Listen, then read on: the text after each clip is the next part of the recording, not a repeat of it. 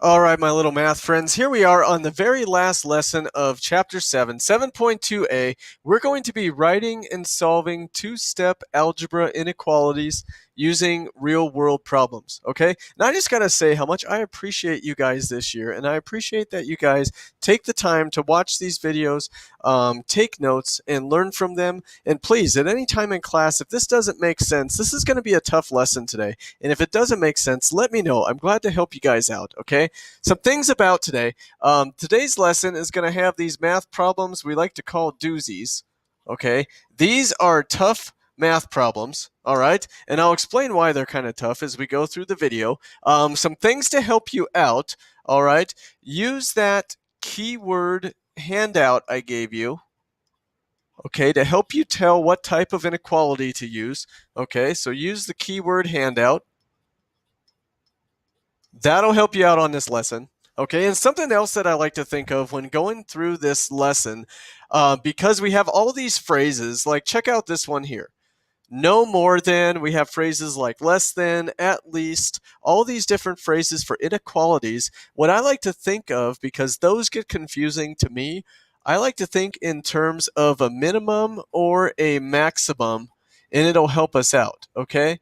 So try and think of the way to identify a minimum or maximum, and I will show you guys kind of what that is about. Okay, so let's take a look at our first problem and we'll jump right in and we'll solve some of these. Okay, so our steps for solving, these have not changed. Step number one, we're going to read through the problem. Okay, a passenger train car can hold no more than 175 people. Okay, so get a picture of that. That's how much the train car can hold. Each seat can hold 3 people. So far, there are 40 people on the train.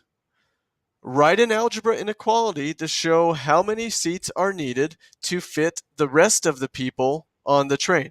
Okay, so that's exactly what we're going to do. We're going to underline the question. Okay, we're trying to find how many seats are needed to fit the rest of the people on the train. Okay, there's already 40 on the train. We need to get 175 on there. We need to know how many seats there's going to be. All right, identify your math facts. Okay, so we know that we have no more than 175 people. Okay, no more than 175 people can fit on the train. To help us with trying to figure out which inequality to use, think of the words minimum or maximum. Okay, so no more than 175, that is our maximum amount of people the train can hold. Okay, it can't hold over 175 people because it says no more than 175. Okay, there's your first math fact. The next one is each seat can hold 3 people. Okay, so we know that every seat can hold 3 people.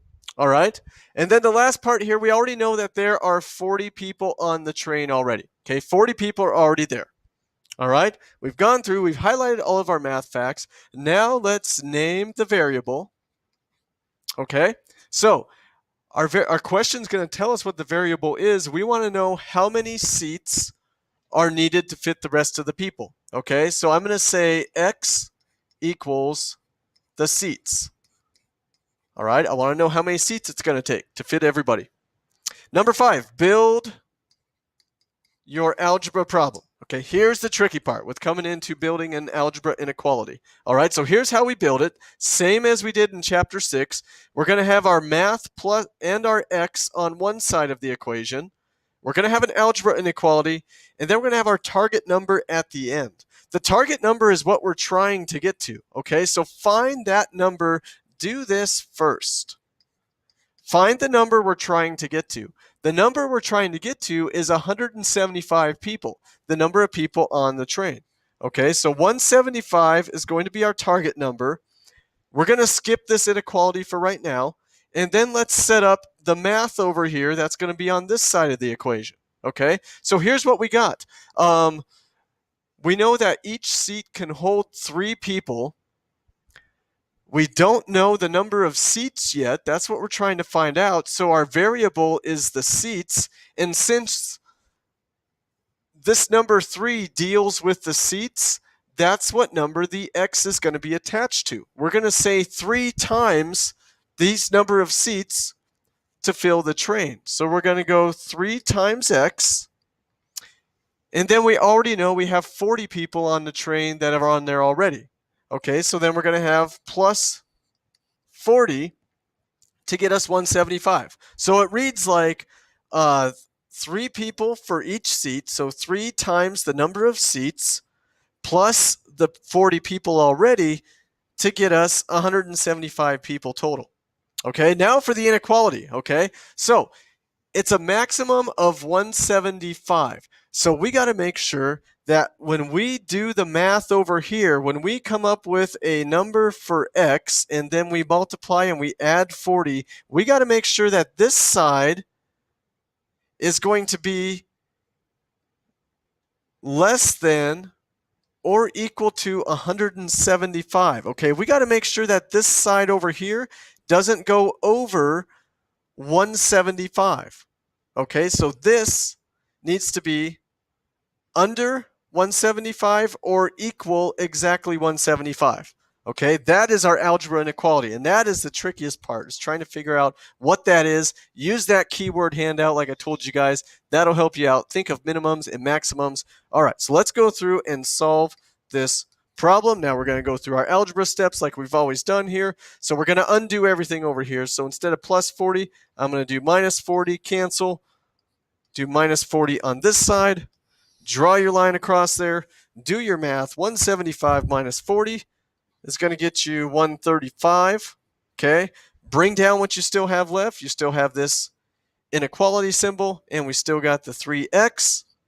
All right, now we're down to one last step.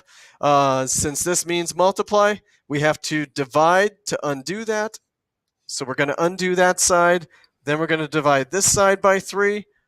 Draw your line across, and you're left with x has to be less than or equal to 45 for this to work. Okay, so that is our answer. X has to be less than or equal to 45. Okay, so you can check your answer if you want by putting in a number that is either 45, so it can equal 45, or you can put in a number less than 45. You could say like 40, for example. Okay, so if you did that, you could go 3 times 40. All right, so 3 times 40 would get us 120. Okay, 120 plus 40 gives us 160. Okay, just to show you, 160 is less than 175, so this answer works out. Okay, that is how you can check it, by picking one of those numbers. All right, let's move on to 2 more, and we'll see how you guys do on these. Here's our next problem. We're going to read through. Steps are going to stay the same. Read through the problem. The 45 members of a glee club are trying to raise money so they can compete in the state championship. So far, they have raised $215. Okay, so that's what they have so far. They need at least $4,760 to be able to attend. Okay, so that's what they need. How much money does each member need to raise in order to attend? All right, underline the question.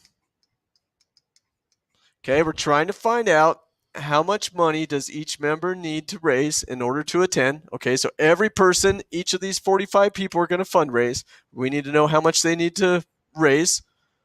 Identify your math facts. All right, so we know we have 45 members. All right, we know that they have raised so far $215, and they need at least $4,760. Okay, so let's think of this in terms of a minimum or maximum. At least $4,760. Okay, so that means this is what they need at a minimum. Okay, they could have over $4,760. If they had more than that, that's fine, but they can't have under this. Okay, so this is their minimum amount required. That is the minimum they need to be able to go. They need at least this amount to go on the trip. All right? Name your variable. Okay, so here is our question. It tells us what the variable is. M is the money that each member needs. Okay, so I'm going to put in money, M for money. Number 5, build your algebra problem. Okay, here comes the tricky part. Start with this first. Look for your target number. Our target number is how much money they are trying to raise. That's going to be this number right here. That is what they need to go for this story problem. They need $4,760. Okay, and then over here, let's come up with the math to shows how they're going to get $4,760. Okay, so we know that each of these members, so M is the money, okay, for each member, money for each member, and we know that there is 45 members. Okay, so our variable M, because each of these members has to raise some money, is going to attach to the 45. So it's going to be $45, 45 members times the money that they raise. So we're going to have 45 times the money that each person raises, okay, and we know that they already have 215. So then we're going to add the 215 that they raise to get this over here. So it reads like this: the money that the members raise plus the 215 they already have is going to give them this over here. Okay, now time for our inequality. Okay, so a minimum, they need a minimum of this amount. So if they have more than this, that's great, but it needs to at least equal this. So that means our math over here needs to be greater than or equal to our target number. So whatever math we do here, whatever number we come up with for M, it has to be either greater than or equal to this number to be able for them to go on their trip. All right? That's the trickiest part, is coming up with that inequality. Again, use that worksheet. Let's solve this and we'll check out how this works out. Okay, same steps as before. Undo everything right here, starting with the plus 215. So we're going to minus 215 from this side. Draw your line across to clean that baby up a little bit. Do your subtraction. You are left with 4,545. All right, bring down your inequality and bring down what we have over here, 45 times M. All right, now since this is multiply, you just got to do your division. Divide that by 45 to cancel that out, to undo it. Divide this over here by 45. And M has to be greater than or equal to $101. Okay, so the amount of money that each person raises, it needs to be either equal to $101 or greater than $101. Okay, so that they can go on their trip. All right, so if you wanted to check that answer, you could either put in 101 or you could put in another number bigger than 101, 105, and see if you get an answer over here that's greater than 4,760. Okay, check that if you want, see what you come up with, and see if it actually works out to a good answer. All right, let's move on to our one last problem for you guys for today. Ella has, we're reading through the problem first. Ella has at least $40 to spend at the state fair. Admission is $7 and each ride costs $3 each. How many rides can Ella purchase? All right, we want to know how many rides she can purchase if she has at least $40 to spend at the state fair. Okay, underline your question. How many rides can Ella purchase? That's what we're trying to find out. Let's identify your math facts. Okay, so we know she has at least $40 to spend. Okay, we're going to pause right there. Think about minimums or maximums. So she has at least 40. Okay, so she might have more than 40, but we know that she has a minimum of $40. Okay, so we're going to call this a minimum. Okay, because we know she has at least $40. She might have more, but this is how much she has at a minimum. It's $40. All right. Our next math fact. Admission is $7 and each ride costs $3 each. There's all our math facts. Let's name the variable. Take a look at the question. We're going to say R equals rides. Okay?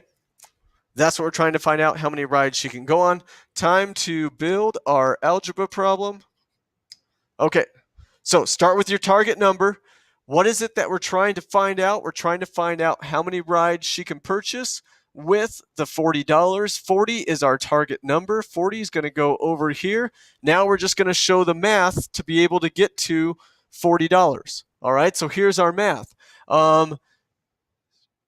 Admission is $7. Okay, so she spends $7 to get into the fair, and then she's going to spend more money for every ride. So we're going to take $7 and we're going to add the money she spends on a ride.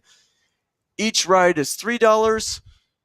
Our variable is the number of rides. We don't know how much that is. So the R, the variable, is going to attach to the $3 because the $3 is the cost of the ride. So it's going to be 3 times the number of rides to get us 40. So we got $7 plus $3 for every ride, and we're trying to get to $40.